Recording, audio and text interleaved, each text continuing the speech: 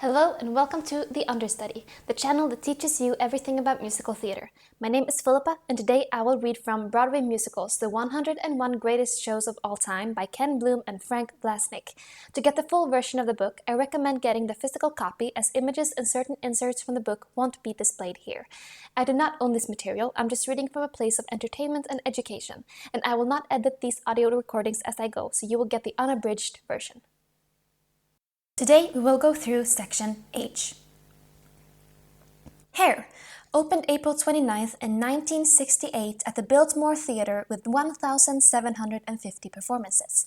Produced by Michael Butler, book by Jerome Rogney and James Rado, lyrics by Jerome Rogney and James Rado, music by Galt McDermott, musical director Galt McDermott, directed by Tom O'Horgan, dance director Julie Arnold, scenic design Robin Wagner, costume design Nancy Potts, and lighting design by Jules Fisher. Synopsis. The American tribal love rock musical concerns Claude, a young free-spirit hippie who is about to be drafted and presumably sent to Vietnam. He enjoys a last tryst with his friend Berger and Berger's girlfriend, Sheila. Jeannie, pregnant by a friend of hers, is upset that Claude is going to the army, as is everyone else in the tribe. But he does. Cast: Claude, James Rado, Ron, Ronald Dyson, Berger, Jerome Rogney, Woof, Steve Curry, Hud, Lamon Washington, Sheila, Lynn Kellogg, Jeannie, Sally Eaton, Diane, Melba Moore, Chrissy, Shelley Plimpton, General Grant, Paul Jabara. The smash hit My Fair Lady introduced a new concept, the musical star who couldn't sing. You could say that this led to some ways to the demise of the big Broadway voice, and paved the way to musical stardom for actors whose main forte was not singing. Once the bar was lowered, it became acceptable to bring other talents to musical theater table that might compensate for the lack of vocal prowess. The likes of Richard Burton, who had a musical speaking voice, even if he couldn't exactly sing, in Camelot, Maurice Evans in Tenderloin, Vivien Leigh in Tovarich, the Nightingales Katharine Hepburn, Lauren Bacall, and Liv Ullmann in Coco, Applause, and I Remember Mama, respectively.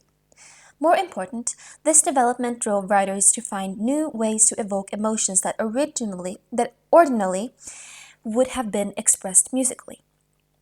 And that, believe it or not, led us to Hair. Once singers didn't have to have round tones, the operetta form truly became passé, with new kinds of musicals developed.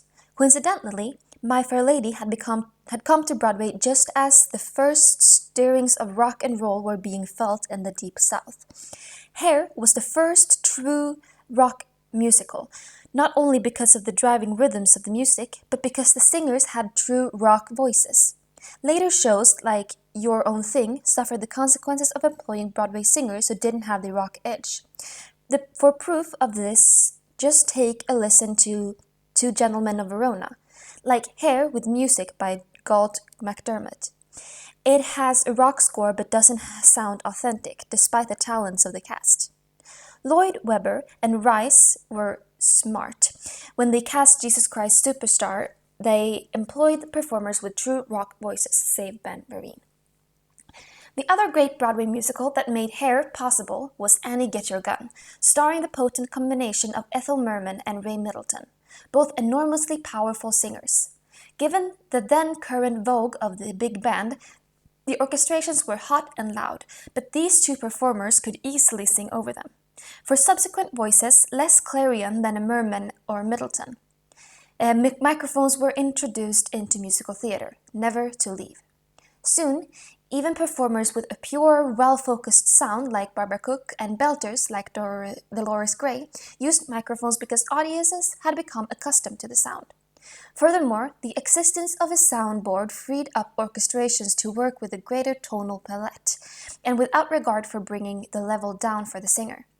Hans Spielek's original orchestration for On Your Toes, for example, were carefully calibrated to allow even the smallest of voices to cut through the orchestra, whereas today, the balance of sound is controlled electronically from the back of this theater.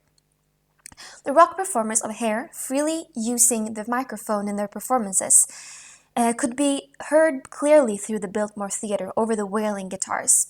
Today, rock inflections have stormed Broadway. The pop rock sound of Les Miserables and Jekyll and Hyde is delivered by singers who scoop notes, add syllables to single-syllable words in the mock gospel fashion, and depend on an increase in volume to indicate extreme emotion.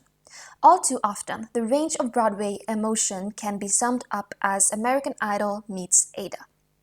In Hair, the actors on stage really did feel that they were singing because they were expressing the spirit of the times. The events and ideas of Hair mirrored what was happening outside the theater. People were anti-establishment and protested the war. Belief in free love and equal rights for those of all rages and sexual proclivities were new, hot-button issues, and they were being squarely faced at the Biltmore. Yes, there were an earnestness in Hair and much disorder and dissent backstage, but there was also happiness, fear, horniness, passion, and silliness. The cast members of Hair didn't just act their parts, they felt them, giving it an abject sincerity and raw truthfulness previously unseen on Broadway.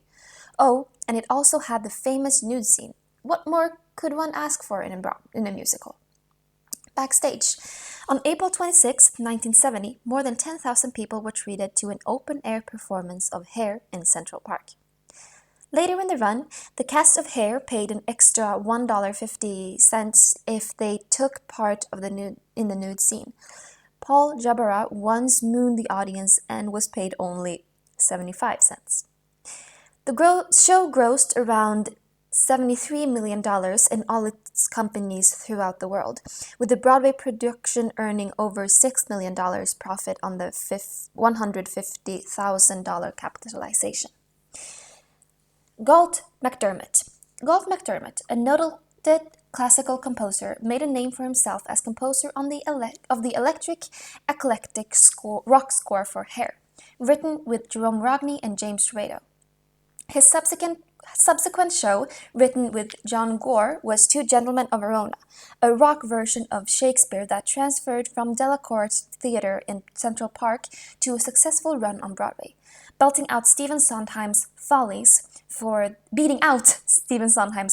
the Tony Award in 1972, an event that causes fisticuffs among fanatics to this day. His follow-ups to Two Gentlemen were not remotely as successful.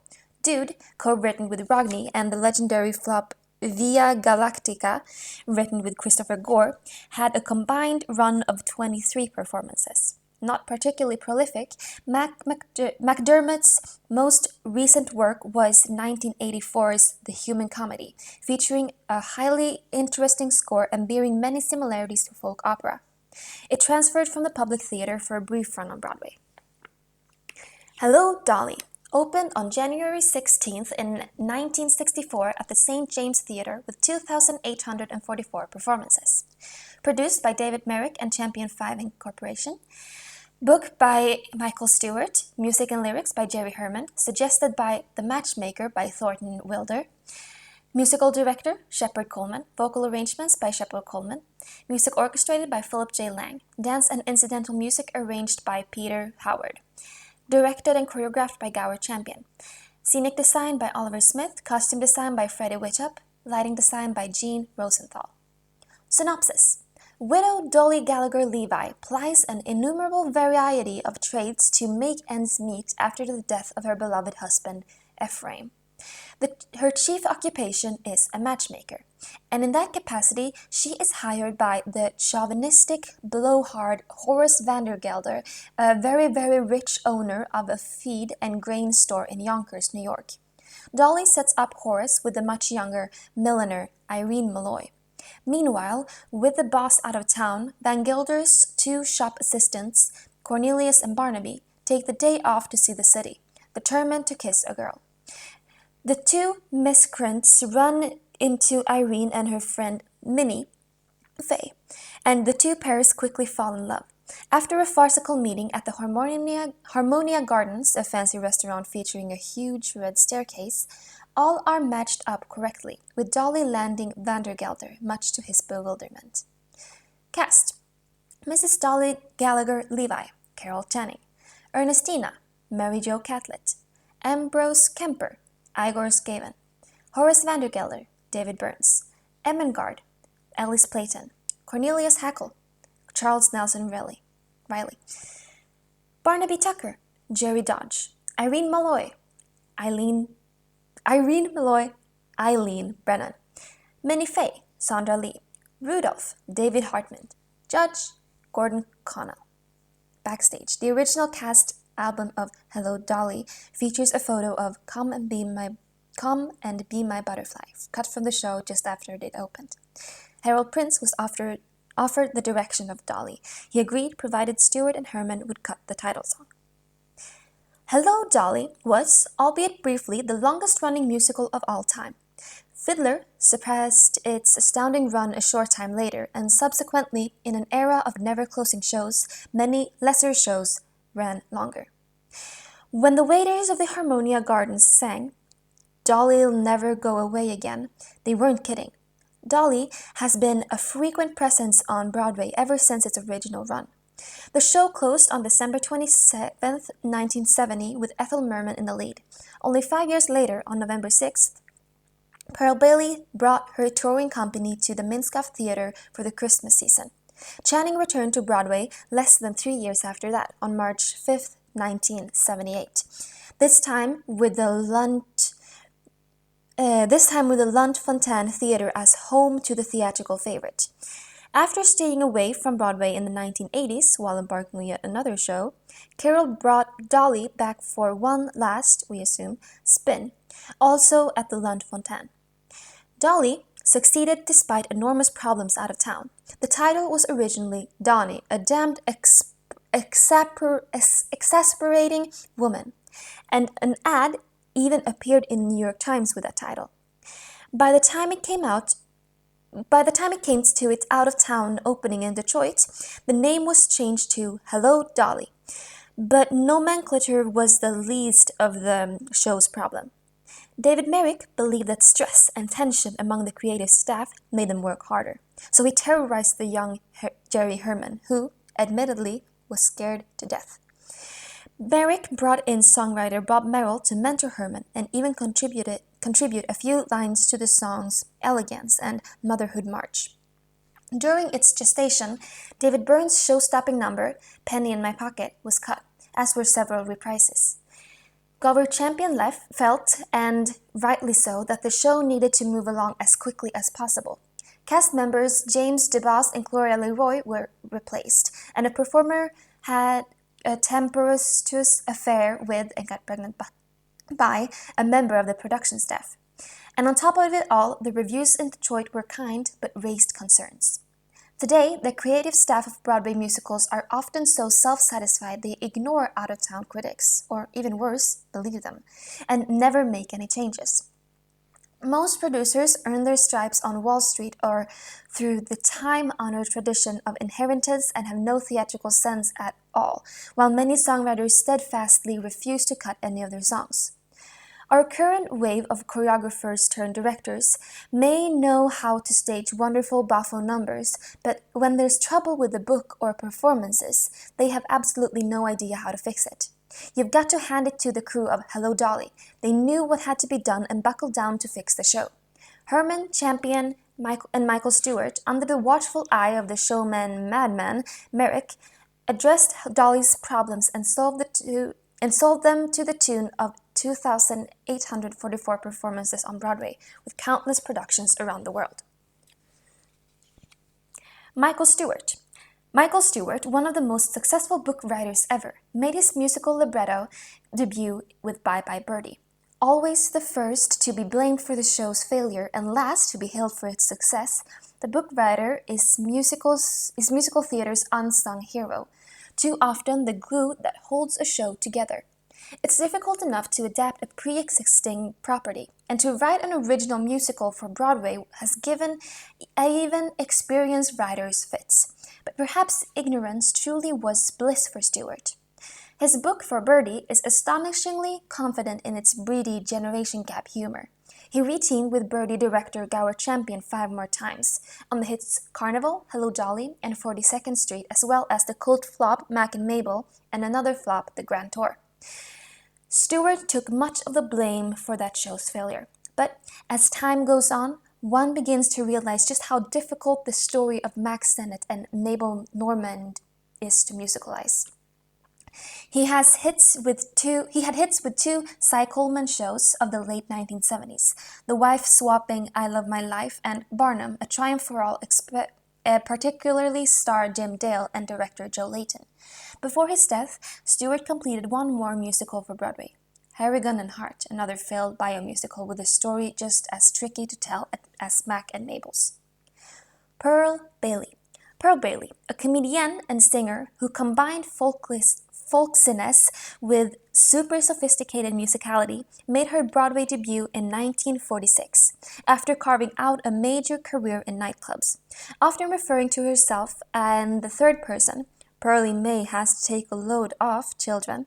Her fox lazy delivery became her trademark, lulling her audiences into blissful complacency while she played fast and loose with both lyrics and melody, suddenly kicking the tempo into high gear, jolting everyone in a 12-block radius onto the stratosphere with a burst of near-nuclear energy.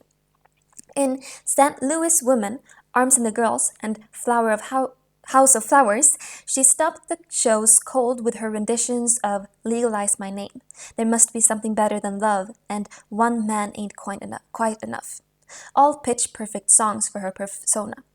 After appearing in clubs, television, and film, where she played Maria in the movie version of Porgy and Bess, she made Broadway history leading the all-black company of Hello Dolly, co-starring Cab Calloway, to rapturous reviews and frequent revivals.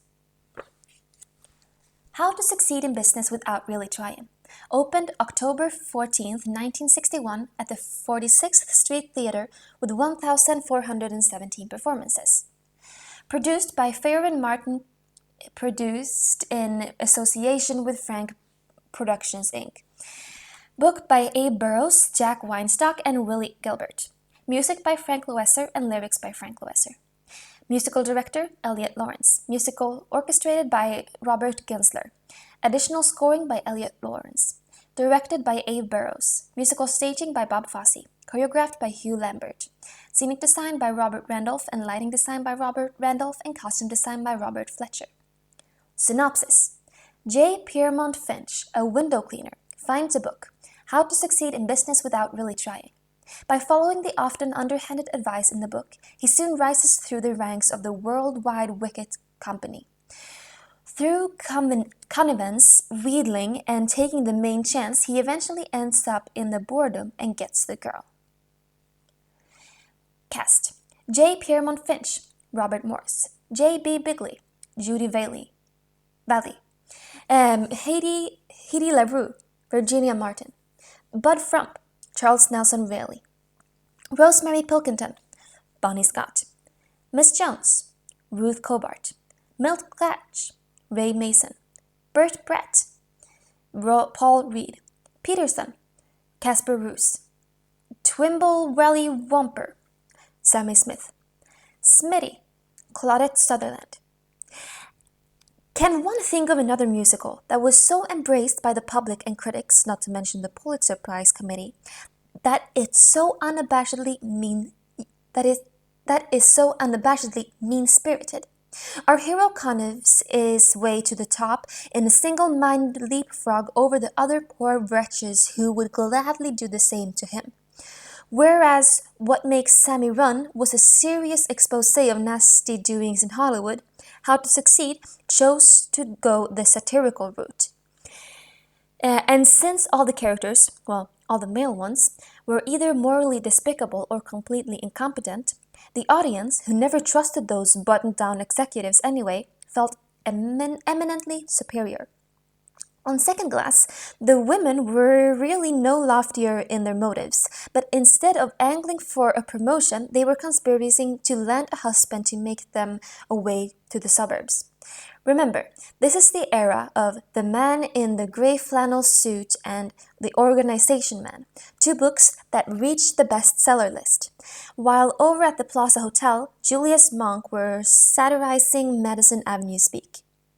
Composer Frank Loesser and author-director A. Burroughs were two tough customers. Indeed, they could have stepped off the stage of their own Guys and Dolls. But they were humorists too, and their reteaming, along with Jack Weinstock and Willie Gilbert, sardonically and brilliantly captured the manners and mores of contemporary life. Rude Vallée could be known as a cheap son of a bitch in real life, but it didn't stretch too far for motivation in playing J.B. Bigley. The Pierpont Finch of Robert Morse used the mischievous glint in his eyes, his cockeyed smile, and his kinetic energy with a nary wink to the audience. Devious he was, yes, but like Rosemary, we loved him all the more for it. We'd have given anything to be swept off our feet to New Rochelle and a life of wedded bliss complete with a two-car garage. Could such a show succeed now? The 1995 revival certainly didn't. Artistically anyway, misconceived and miscast with Matthew Broderick in the lead. Nor did a recent, more serious look at the underbelly of the climb to the top, sweet smell of success, with audiences staying away despite its many excellent qualities.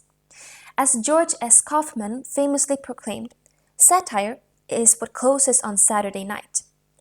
Still, How to Succeed manages to stay open through many, many Saturdays by being the right show at the right time. Abe Burrows. Abe Burrows, one of the intelligent writers-directors, contributed his slightly askew comic sense to some musical theater's greatest hits. He hit a home run his first time at a bat in Broadway League with his book for Guys and Dolls. He jumped back and forth easily among directing, Two on the Aisle, Happy Hunting, What Makes Sammy Run, writing an uncredited rewrite of Preston Sturges' Make-A-Wish Silk Stockings, and undertaking both jobs simultaneously. Three Wishes for Jamie, Can, Say Darling, First Impressions. After winning a Pulitzer Prize for wearing two hats on How to Succeed, he wrote and directed the disastrous Breakfast at Tiffany's, where he was replaced during a nightmarish out-of-town tryout. He had much greater success as director of the hit play 40 Carats and his own comedy Cactus Flower, both of which were adapted from French stage hits. He directed the unsuccessful 1974 revival of Good News, indicating that Broadway had gone to the nostalgia one too many times after the hits No, No, Nanette and Irene. Robert Morse. With a goofy gap-toothed grin hiding a slyly submersive side, Robert Morse made a splashy debut as budding producer Ted Snow, a thinly veiled Hal Prince, in Say Darling. He supported fellow ham Jackie Gleason in Take Me Along, particularly standing out in a scene where Richard Miller, drunk for the first time, envisions a world full of women of low morals and lower necklines. Aside from his star-making turn in How to Succeed, his greatest performance came in a less than great show, Sugar, 1972, based on the classic film Some Like It Hot. After a stunning comeback, winning raves and every award possible for True, his one-man recreation of Truman Capote, he's twice been announced for Broadway musicals in the last decade. First in the Hal Prince revival of Showboat, and again in Wicked, 2003. Though neither opportunity panned out for Morse, one suspects he still got one great trick up his sleeve. Backstage, Bob Fosse came in and redid the original choreography by Hugh Lambert, save for Lambert's work on Pirate Dance. Fosse insisted that Lambert retain his credit as choreographer, taking credit for musical staging. How to Succeed was the second show for which Abe Burrows was asked by Cy Fayer and Ernest Martin to come in and rewrite an existing script. The first was Guys and Dolls. Al Johnson. Johnson is considered the greatest performer of all time by those who were lucky enough to see him in action. His immense energy was fueling by unstinting belief in himself. Jolson was the ultimate egotist, a trait that didn't endear him to friends but gave him the confidence to convince audiences of his monumental talents. Jolson's greatest challenge was breaking down any resistance to his charm and abilities. A little of his dynamic personality comes through in his movie performances, which offer a hint of his prodigious energy and humor. But although Jolson enjoyed early successes in talking pictures, The Jazz Singer, and 1928's The Singing Fool, the biggest money maker in Hollywood history until Gone with the Wind, Jolson was ultimately too big for the screen. Audiences need distance, and that accounts for some of his fame. For even in the farthest reaches of the balcony, his clarion voice and attenuated personality rang through. George G. Nathan wrote of Jolson, "The power of Jolson over an audience I have seldom seen equaled. Possessed of an immensely electric personality, a rare sense of comedy, considerable histrionic ability, a most unusual music show versatility in the way of song and dance, and, above all, a gift for delivering lines for the full of their effect. He so far outdistanced his rivals that they seemed like the wrong ends of so many opera glasses." Theatre, to paraphrase Marshall McLuhan, is a warm medium, relying on the interaction between audience and performer. Al Jolson was the ultimate performer in such an environment. A corollary today would be the rock musician able to whip up a crowd, elevate emotions, and appear to be speaking to the individual while addressing the masses. A persona is everything with a rock musician, and so it was with Jolson. Think of rockers like Mick Jagger when you read the following description of Jolson's performance as related by Robert Benchley. Writing in the first Life magazine, the word personality isn't quite strong enough for the thing that Jolson has. Unimpressive and as the comparison may be to Mr. Jolson, we should say that John the Baptist was the last man to have such power. There is something supernatural at the back of it, or we miss our guess.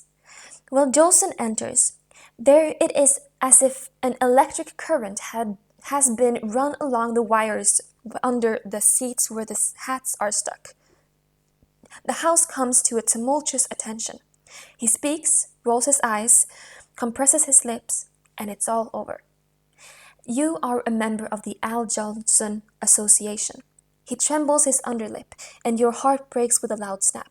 He sings a banal song, and you totter out to send a night letter to your mother. Such a giving off vitality, personality, charm, and whatever all those words are, result from a Jolson performance. Jolson introduced more hit songs than any other performer, with the possible exception of Bing Crosby. He even received credit for writing many of his hits, though it's doubtful that he ever wrote any music or lyrics. Jolson's shows were full of interpolations. Lucky was the music publisher who could boast on his sheet music, as sung by Al Jolson at the Winter Garden Theatre.